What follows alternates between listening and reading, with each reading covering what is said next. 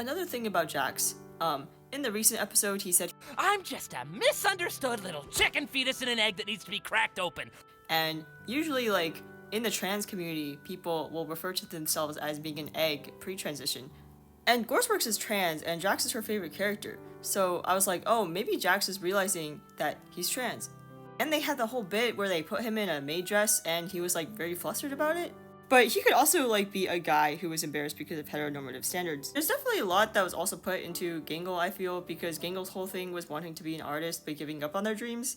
Meanwhile, Gorsesworx has had a very creative career, but I'm sure like every artist has gone through that kind of struggle. Everyone in the circus probably experiences dysphoria to some extent, because they know that they're humans, but here they're cartoon creatures.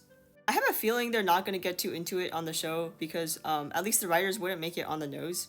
Also, Zooble is definitely not cis, because their whole thing is that they have a bunch of different body parts, and they're always switching them out, but they're never satisfied. Body dysphoria is a huge part of their character, and they go by like any pronouns. So I felt like out of all the characters, Zooble was probably the author insert. I mean, even the character design looks very similar to their Sona with the triangle head.